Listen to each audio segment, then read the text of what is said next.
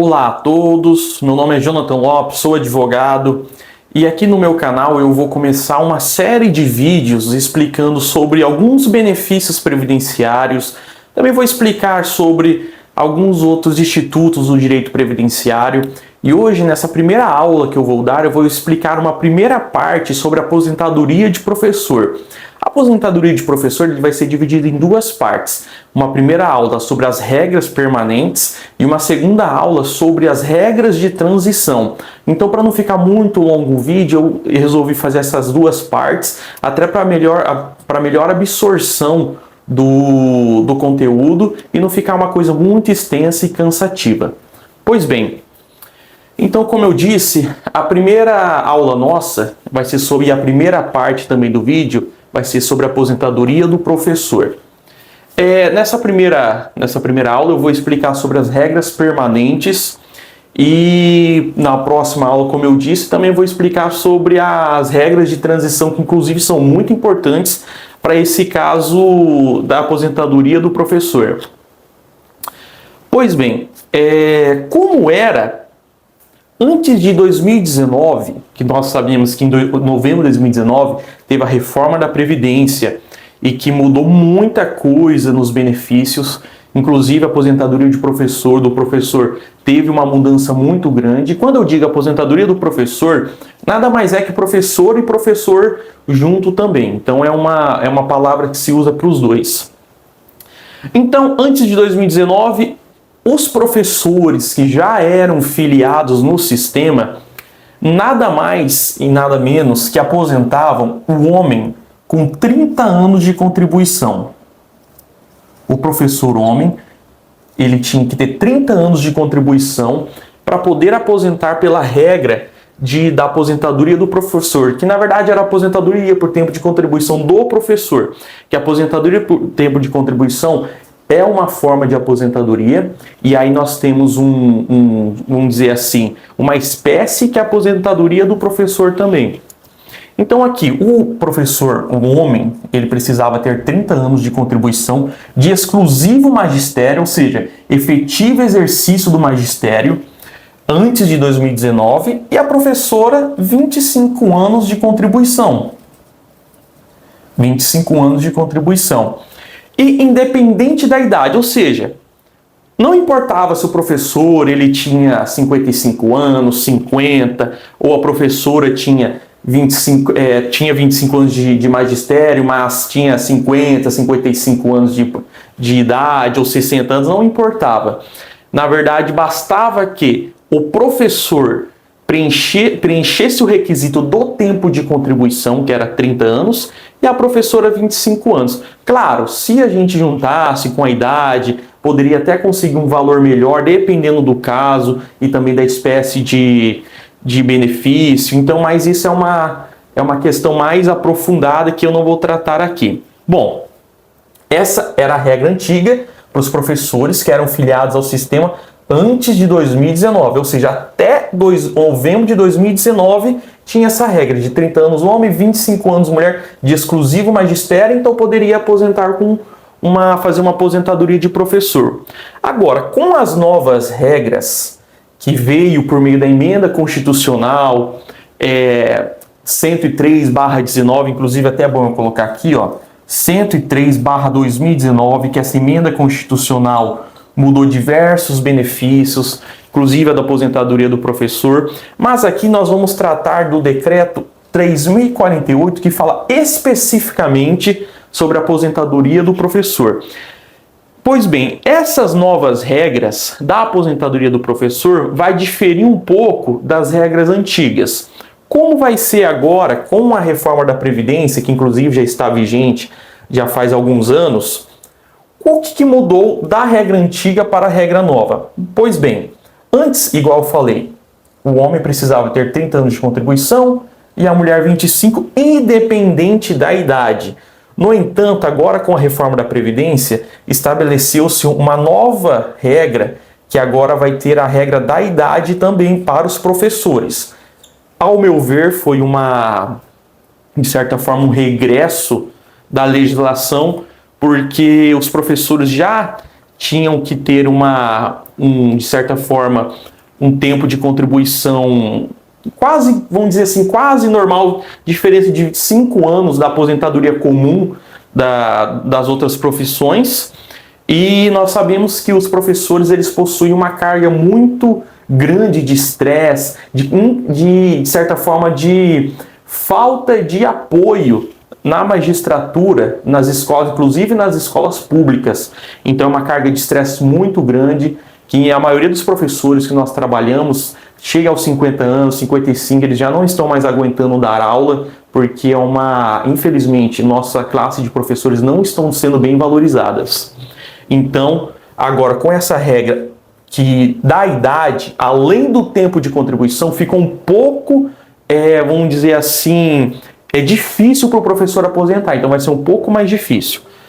Pois bem, agora com a nova regra, com a reforma da Previdência, nós temos a regra da idade, ou seja, o professor homem precisa ter no mínimo 60 anos de idade para poder aposentar. E a professora, 57 anos de idade. Então, é uma inovação da legislação, porque anteriormente, independente da idade, o professor conseguiria aposentar, tanto se o homem tiver 30 anos de contribuição de exclusivo magistério e a professora 25 anos. Só que agora, com a reforma da Previdência, o homem precisa ter no mínimo 60 anos de idade e a mulher 57 anos para poder aposentar. E repetindo, essas são as regras permanentes. As regras de transição para os professores que se filiaram ao regime antes de 2019, eu vou tratar numa nova aula, numa outra aula, e vou estar explicando porque são regras diferentes das regras permanentes. Então aqui, como são regras permanentes, as novas regras para quem se filiar no regime depois de 2019, então agora, além do tempo de contribuição, o homem precisa ter 60 anos de idade e a professora, a mulher, precisa ter 57 anos de idade no mínimo para poder aposentar. Tempo de contribuição. Enquanto na legislação antiga nós tínhamos a regra de 30 anos homem, 25 anos mulher, agora a nova legislação trouxe um tempo de contribuição, vamos dizer assim, igual para ambos os sexos. 25 anos de contribuição de exclusivo magistério. Então agora, com a nova legislação, além da idade que a gente precisa, teve uma uniformização do tempo de contribuição. Tanto o homem quanto a mulher, a professora, precisa ter no mínimo 25 anos de exclusivo magistério para poder aposentar.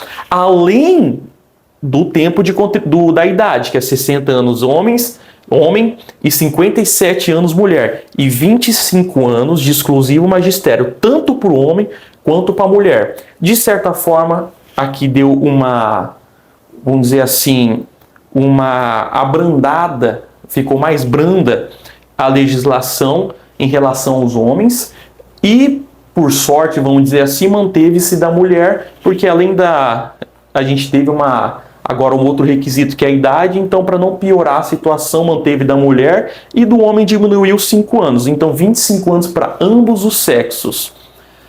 Só que tem um ponto muito importante que sempre a gente fala assim, aposentadoria do professor. Só que não é qualquer professor que consegue estar aposentando. Precisa ser aquele professor efetivo, vamos dizer assim, não efetivo de certa forma, se for um concurso público, porque um professor contratado também consegue aposentar. No entanto, precisa ser de efetivo exercício do magistério. E efetivo exercício no magistério, nós entendemos o quê? Que o professor que exerce a docência, o professor que exerce uma atividade dentro da escola, ou em alguns casos fora da escola, só que isso já entra em questão de jurisprudência, um assessoramento, coordenação e também direção da escola. O professor que exerce a docência, não cumulativamente, mas sim, se o professor ele é docente, se ele assessora, ou faz parte da coordenação, ou ele faz parte da direção, ou um diretor da escola, uma diretora, ele consegue aposentar por meio do efetivo exercício do magistério. Por que nós falamos de certa forma, do professor que na verdade tem que ser professor, porque assim, se vamos colocar assim algum contratado que antes acontecia, que não seja professor, mas exercia alguma dessas funções, por meio da legislação ele não conseguiria aposentar como professor. Aí tem a questão de jurisprudência, julgados, que aí conseguiu dar uma fica um pouco relativa essa questão, mas em regra, tem que ser professor exercendo o efetivo exercício do magistério, tanto como docência, assessoramento, coordenação, direção. E tudo isso, como que a gente se prova no momento que vamos dar entrada num pedido administrativo de aposentadoria direto no INSS, ou às vezes até na justiça também? Como que nós provamos? Por meio da DTC ou CTC, ou às vezes os dois. Ou seja, o que é o DTC? Declaração de tempo de contribuição ou uma certidão de tempo de contribuição.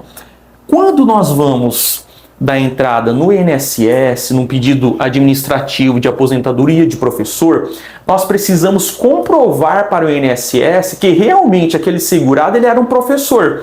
E como que nós comprovamos? Nem sempre na carteira de trabalho, ainda mais agora a carteira de trabalho digital, aparece que a função é professor. E mesmo que apareça, o INSS, por meio da resoluções, por meio das normativas, eles obrigatoriamente, na verdade, eles obrigam o segurado a juntar a DTC ou uma CTC perante o caso, né, durante o processo administrativo. Então, a DTC nada mais é do que uma declaração expedida pelo município ou pelo estado e às vezes pela União, mas vamos colocar município e estado, que é muito mais comum, em que aquele professor ele está exercendo aquela função. Se é um professor contratado ou efetivo, concursado do município, que exerce, que as contribuições dele são vertidas para o regime geral, ou seja, para o RGPS,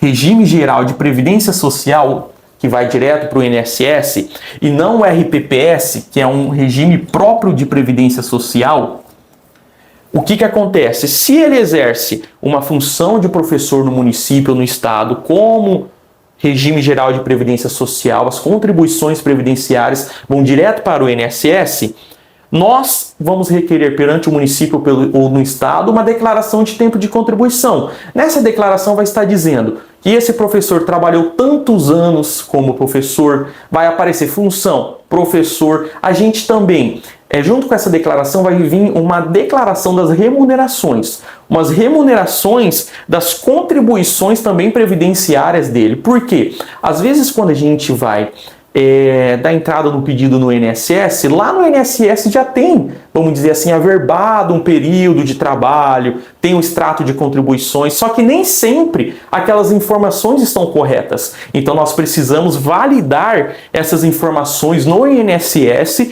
com uma declaração de tempo de contribuição.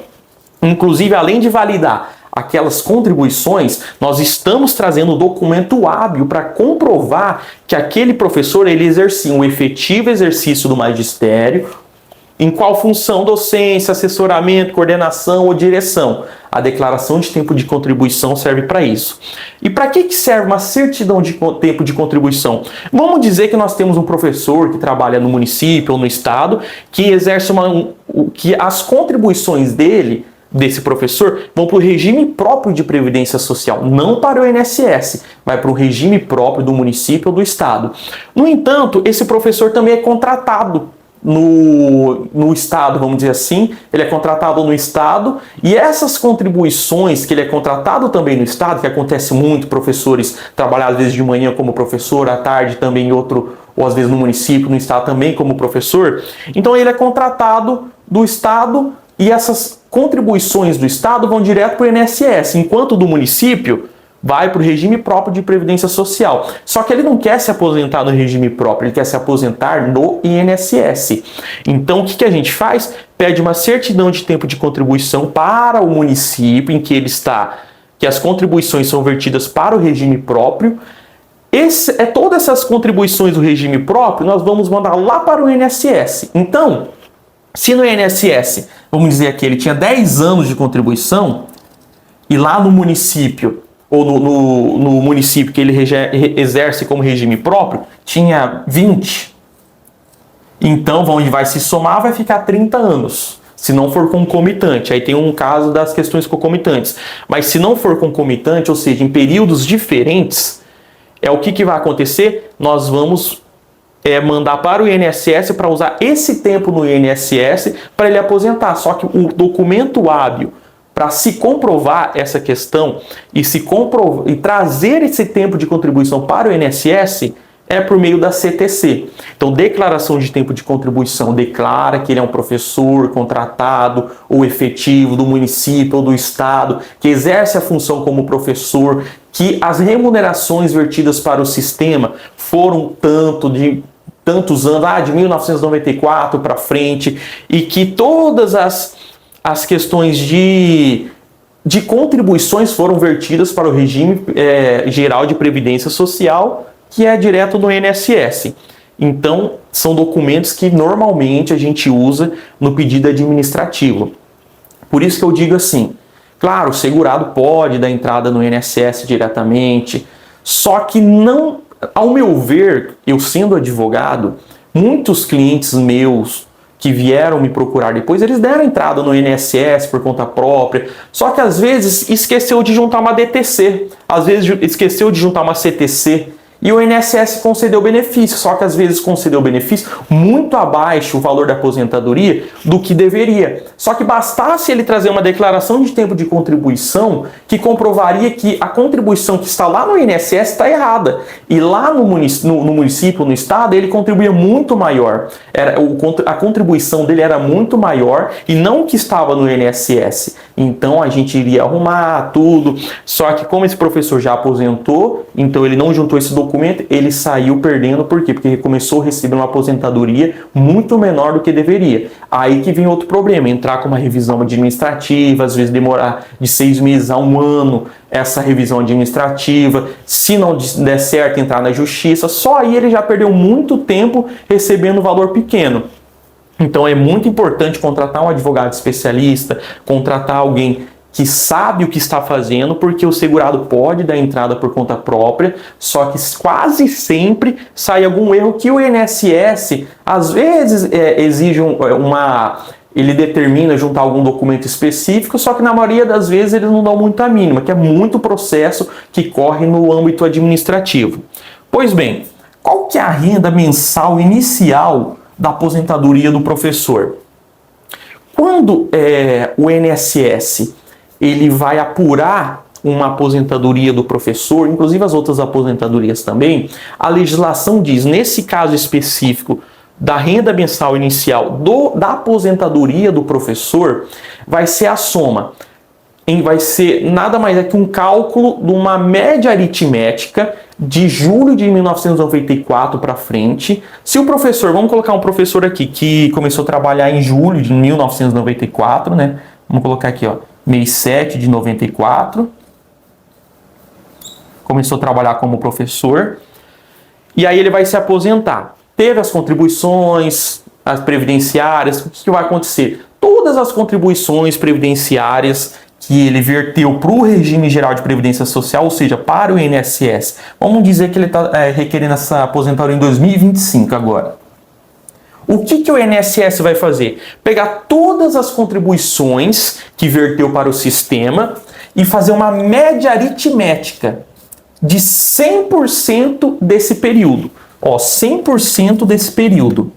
Antes, eu falo 100% porque antes era um pouco diferente, às vezes tinha 80% do período, descartava algumas outras contribuições menores, só que hoje em dia se faz uma média aritmética de 100% das contribuições que esse professor verteu para o sistema desde julho de 1994, ou seja, antes de 1994, Antes de 1994, o INSS ele não vai, vamos dizer assim, computar as contribuições para se chegar no valor da aposentadoria. Apenas os valores pagos a partir de 94. Então o INSS vai pegar todo esse período, 100% desse período, fazer uma média aritmética. Média aritmética nada mais é que somar todas essas contribuições e dividir pelo mesmo tanto. E vamos dizer, nesse caso hipotético, que se chegou a um valor de 5 mil por causa dessa média aritmética. 5 mil reais a gente vai chamar, depois desse cálculo, de salário de benefício. Feita a média aritmética de 100% das contribuições, a partir de julho de 1994, esse professor está se aposentando em 2025, então vai descontar até 2025, deu uma média de 5 mil reais de salário de benefício. O que a legislação diz? Diz que esse professor vai aposentar com 60% do salário de benefício. Ou seja, se o salário de benefício dele foi 5 mil, vai ser 60% sobre 5 mil. Então vai dar um tanto a aposentadoria dele. O valor de aposentadoria dele não vai ser os 5 mil em específico, mas sim porque os 5 mil saiu da média aritmética, mas vai ser a porcentagem sobre o salário de benefício, 60% sobre os 5 mil. E aí, dependendo, se esse professor tiver mais de 20 anos de contribuição, que normalmente vai ter, vai se acrescentando uma porcentagem de 1%, 2%, até ele conseguir aumentar também mais esse valor de aposentadoria. Vamos dizer que esse professor aqui tinha...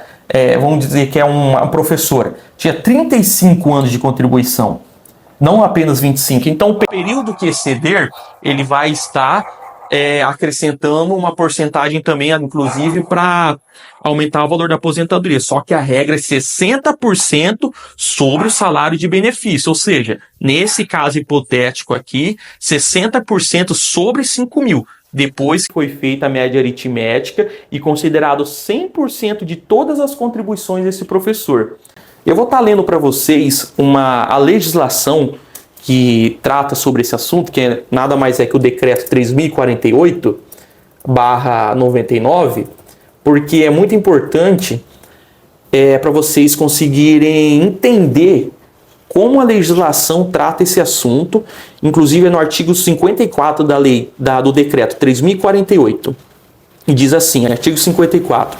Para o professor que comprova exclusivamente tempo de efetivo exercício em função de magistério na educação infantil, no ensino fundamental ou no ensino médio, desde que cumprido o período de carência exigido, será concedida a aposentadoria de que trata essa subseção quando cumprir cumulativamente os seguintes requisitos: 57 anos de idade se mulher, 60 anos de idade se homem, 25 anos de contribuição para ambos os sexos.